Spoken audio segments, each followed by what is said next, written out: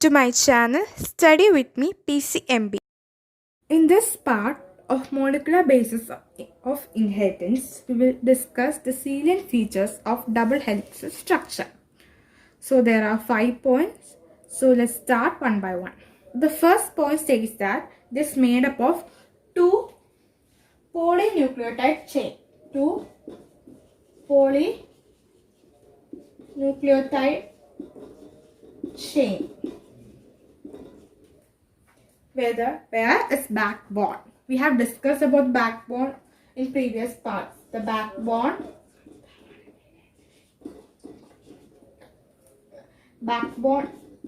of sugar and phosphate.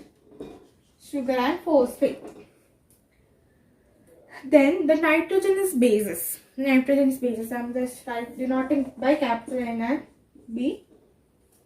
Another nitrogenous bases project inward. They project inward, inside. This is the first point.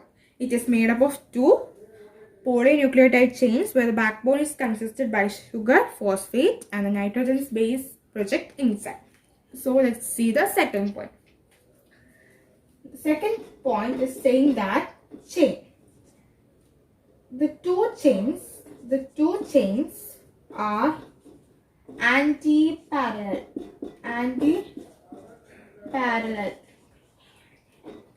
Anti-parallel means if suppose the polarity of a strap is 5-3. This 5-3 means the position of carbon. 5-3. So the polarity of other strap will be 3-5. That means it is anti-parallel means if it is 5-3, then the other will be 3-5. So then the third point says that the nitrogen's base in two strands are paired through hydrogen bond forming base pairs. We have already discussed this topic. Then adenine forms two hydrogen bond. We have already discussed that also. Hydrogen pairs double bond with thymine, and guanine has 3 bond with cytosine. Then after that they are telling that purine are always opposite to pyrimidines. From here itself you can clearly see they are purines. They are pyrimidines. We are talking about DNA. So uracil will not come under purines. So that is. Then after that purines comes opposite to pyrimidines. This generates approximately uniform distance between two strands of helix. Uniform distance. Correct?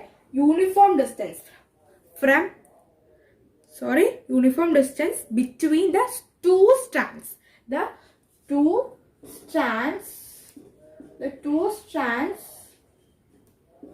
of helix. Two strands of the helix. So the third point is also over. This is the third point. Third point says this much. Then let's see the fourth point. Fourth point says the two chains are called in a double-handed fashion. They are called in double-handed fashion. Fourth point.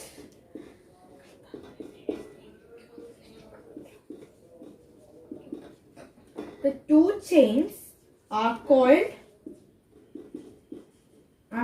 in a right-handed fashion.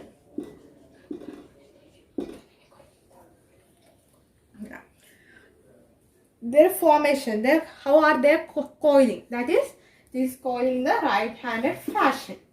Then in that fourth point itself, they are saying that the pitch of the helix is 3.4 nanometer.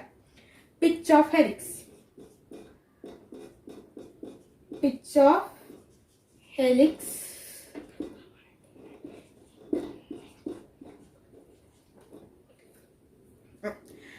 pitch of helix is 3.4 nanometer. Pitch means thickness. The thickness of helix is 3.4 nanometer.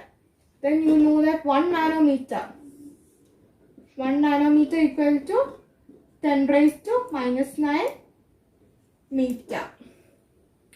So thickness or pitch of helix is 3.4 nanometer. Then after that, there are around 10 base pairs in each star. In each star, there are 10 base pairs.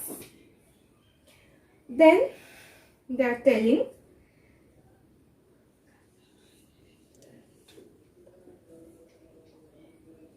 the distance between a base pair in a helix is approximately 0.34 nanometer. This distance between BP equal to the distance between base pair of the helix is around 0.34 nanometer. Don't be confused with this 3.4 nanometer and 0.34 nanometer. Pitch or thickness of helix is 3.4 nanometer. Distance between two base pairs. This is one base pair. This is one base pair. The distance between these two base pairs are 0.34 nanometer. So you can see how small they are. Then we can move to the last point, that is the fifth point. The fifth point says that the plane of one base pair stacks over the other in double helix. The plane of one base pair stacks or joint over the other in double helix. This in addition to hydrogen bond. How is this happening? It is because due to the hydrogen bond formation. And this hydrogen bond formation grants stability to the helical structure. I repeat once again, the plane of one base pair stack over the other in double helix. This, in addition to hydrogen bonds, confers or grants stability of the helical structure. So, we have discussed the 5 points in this part. So, if you need the notes, post it as a comment in the comment section, or if there is any feedback, you can post that also there. So, in the next part, we will study about central dogma, which is very important. So, thank you.